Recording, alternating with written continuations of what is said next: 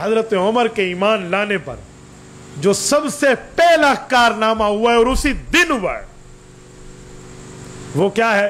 बैतुल्लाह में खुलेआम इबादत करना। ये आज तक नहीं थी। बैतुल्लाह में खुलेआम इबादत किया। रसूलुल्लाह जाते तो उक़बा बिन अबी मुअय्यिद जैसा बूढ़ा काफिर रसूलुल्लाह के सीना अक़दस और हुजूर की गर्दन में पटका डाल के खींचना शुरू कर देता। रसूलुल्लाह सर सज्जे में रखते तो ऊंट का भरा हुआ ओजर डाल दिया जाता। ये सारे वाक़े। तो इसीलिए वहां की इबादत कितने अरसे से मौकूफ थी। हजरत उमर ईमान लाए का काबा शरीफ चले। का उमर कैसे जाएं, तेरी कौम नहीं जाने देती। अब जवाब है कि मेरी कौम जाने और मैं जानूं।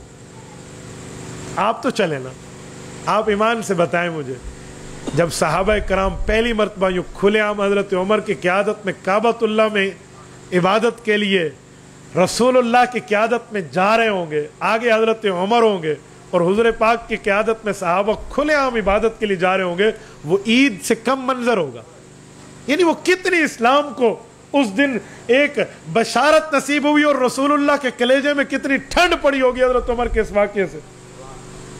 जो बेटा अपने बाप का दिल खुश करे उसके लिए तो जन्नत है, और जो उमर रसूलुल्लाह के सीने को ठंडा कर दे इसके लिए। ऐसे बहनोई 10वें नंबर पे और खुद दूसरे नंबर पे नहीं है। अच्छा, इत्तेफाक इन लोगों ने तो हजरत उमर को भेजा था, जाओ सर लेकर आओ, और हजरत उमर तलवार लेकर आगे चल रहे हैं और ये समझ रहे हैं सारा आ रहा है, और हजरत उमर बड़े हंस हंस के इनको कहते हैं, आओ ये जो दुश्मन अबू जहल एंड कंपनी समेत ठहरे हैं, भाई अगर तुम्हें चाहते हैं ना कि तुम्हारी बीवियां कहें हमारा भी कोई शौहर होता था, और तुम्हारी औलादें कहें हमारा भी कोई अब्बू होता था, आओ जरा उमर की तलवार तुम्हारा इंतजार कर रही है।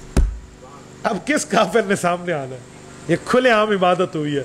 इसको मैं दूसरे लफ्जों में कहूं, बैतुल्लाह की इबादत के लिए फातेह शख्सियत उमर फारूक है, और ऐसी फतह है कि इस पर किसी काफिर का खून नहीं बहा, एक कतरा भी नहीं गिरा, और हजरत उमर के रौब और दबदबे ने बैतुल्लाह शरीफ को इबादत के लिए फतह कर ली। हजरत आदम अलैहिस्सलाम से लेकर क़यामत तक जितने अंबिया कराम की उम्मतें हैं, इन तमाम उम्मतों को दो किबले मिले हैं, या तो बैतुल मुक़द्दस मिला है या बैतुल्लाह मिला। बैतुल्लाह हमारी खुसूसियत है उम्मत मुहम्मदिया की, और बैतुल मुक़द्दस भी कुछ अरसा हमारा किबला रहा, फिर बैतुल्लाह हुआ, और पिछले अंबिया को तो बैतुल मुक़द्दस ही मिला। बैतुल मुक़द्दस भी फतह उमर फारूक से हुआ है, बैतुल्लाह भी फतह उमर फारूक से।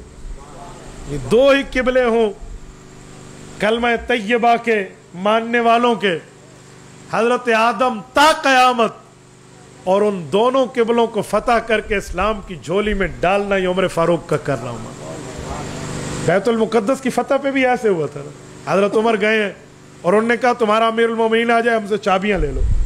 हजरत उमर ने मशवरा किया, जाएं का जी, क्यों ना जाए, बगैर जंग के बैतुल मुक़द्दस मिलता है।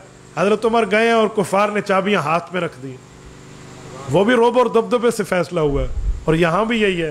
तो मुझे अंदाजा लगाकर आप एक जुमला बताएं, आज हम किबले की तरफ पाँव करना अपने अदब में हराम समझते हैं कि आदाब में बिल्कुल बुरी बात है, ना करो, हम पाँव करना गलत समझते हैं। जिसने इन किबलों को आज़ाद करके इस्लाम की झोली में डाला है उसका मकाम कितना होगा। हदीस पाक है जामे तिरमिज़ी जिल्द 2 में, अल्लाह के रसूल ने फरमाया, मन सन्ना सुन्नतन फिल इस्लामी हसनतन फलहु अजरुहा व अजरु मन अमिल बिहा मिन बाद। फरमाया जिस शख्स ने सिर्फ नेकी नहीं की बल्कि नेकी की बुनियाद रख दी ताकि बाद वाले भी उस पर अमल करें, तो अल्लाह ताला उसे अपना सवाब भी देते हैं, उन सब का सवाब मजमुआ करके इस एक के खाते में डाल देते हैं। उमर फारूक वो शख्स है, इन किबलों पर क़यामत तक जो बंदा इबादत यहाँ कर रहा है उसको उसका सवाब तो मिलेगा, लेकिन उसका मजमुअतन सवाब उमर फारूक के नामा अमाल में जाता रहेगा।